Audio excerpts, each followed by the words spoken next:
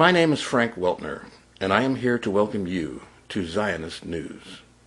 We are a loving organization, and we do not abide hate.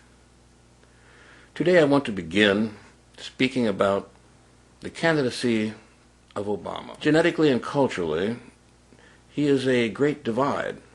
He has within his genes the structures of Mohammedans, of Christians, and of Africans.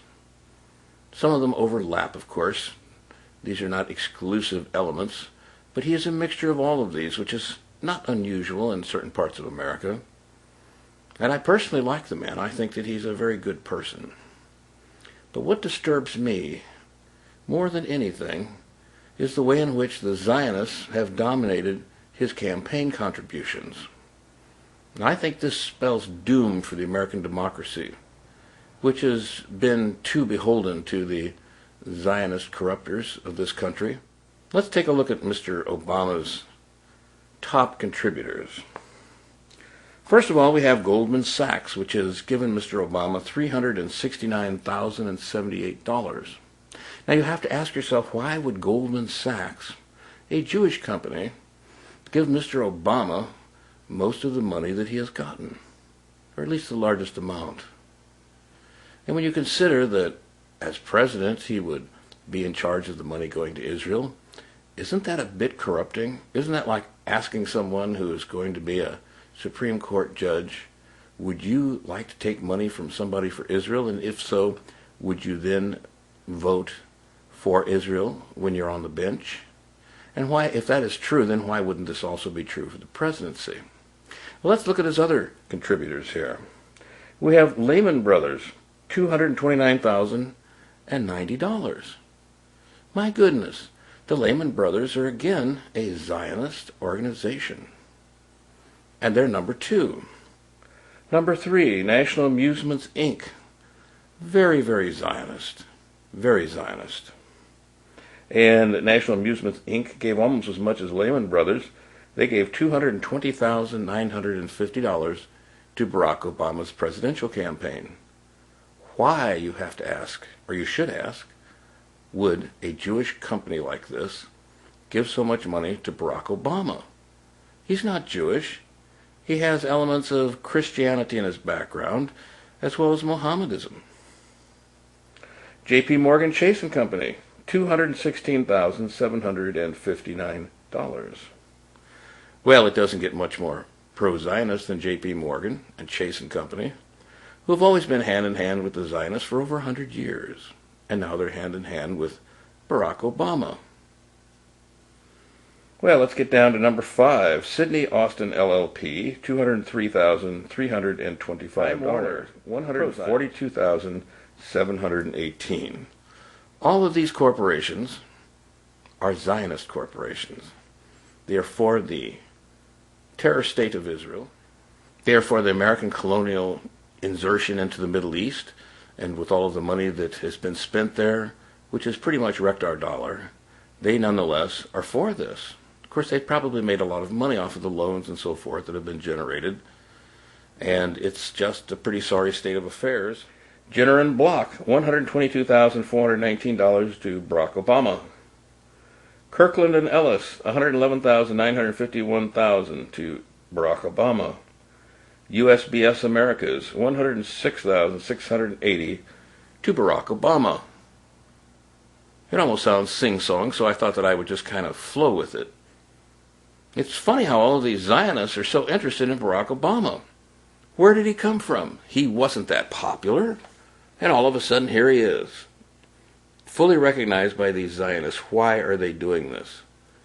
He hasn't done very much for them in the past, but suddenly he comes out running and the Zionists are just tossing money at his feet, which is why he's been so successful in the primaries.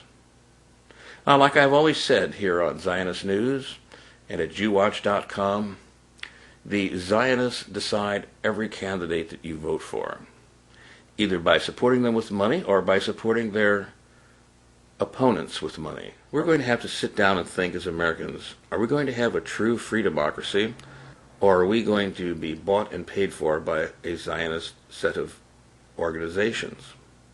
And it's very important that we make this decision and decide what we want to do, because we are very rapidly running out of time as a people. Look at the last 8 years. We lost a lot of our constitutional guarantees with the Patriot Act.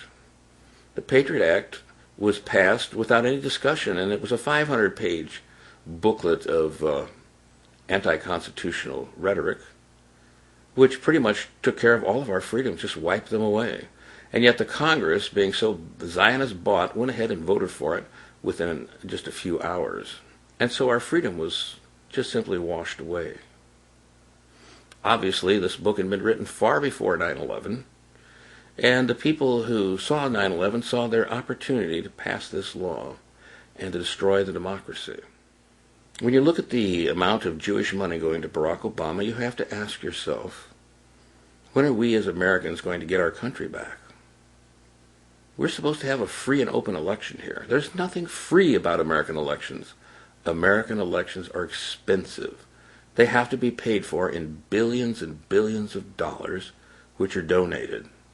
And why are they donated? Because the donor wants to get a return for his money. If the donor is a pharmaceutical company, the donor wants higher pharmaceutical prices.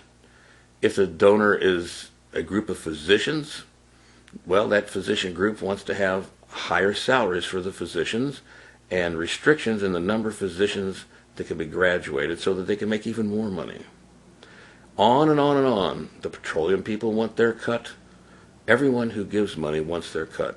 IPAC wants its cut. It wants $3 billion a year given to Israel. Thousands of dollars per citizen for doing absolutely nothing except having a nice spin in Washington with IPAC and with some public relations people who are very handsomely paid. Do the non-Jewish American people have spinners for themselves? Hardly. Hardly. Because we don't have a country like Israel that gets $3 billion from the United States to where it can give millions of dollars to people who are good spinners of the news, who are good deceivers, good liars, who can tell the American people that, oh, the bombing of Beirut, Lebanon was unfortunate, but it was very, very necessary because these people were terrorists, when in fact the real terrorists were the bombers in those Israeli planes who were terrorizing the innocent citizens of Beirut with scatter bombs, which are illegal under the UN mandates. The entire country has been bought and paid for and wrapped up in a bundle owned by the Zionists, who are pro-Israel and anti-American. We must take our country back. We must grab hold of our power and take their power away from them. Their power is there only through the dictatorship of tolerance. Tolerance is a concept that says that the majority will stand back and let a minority hold sway over them and take over their power. They willingly give it away. That's tolerance. Tolerance is wrong. In a democracy, the strongest should rule. The strongest being those who are the largest number of people in the country. The people that win in a voting contest are not the people who have the smallest amount of votes. They're the people who have the largest amount of votes. And this small group of people who are only 2% have been able to magnify their power by owning the media, owning the banks, owning the financial services, owning the pharmaceutical companies, running the universities, allowing mostly their people to be admitted far beyond their numbers, which they should have, and thereby taking over our country and taking it away from us. Our tolerance has been used against us, and it's wrong. And it is selfish and immoral for the Zionist people of this country to have treated us this way, to have twisted our tolerance into a dictatorship of Zionism over our government and our people. And now we have a war going in the Middle East, costing $3 trillion, which they started and which we have to pay for with our lives and with our treasure. Thank you for watching Zionist News. We are a loving organization, and we do not abide hatred of any sort. I would like to invite you to return tomorrow for more Zionist News.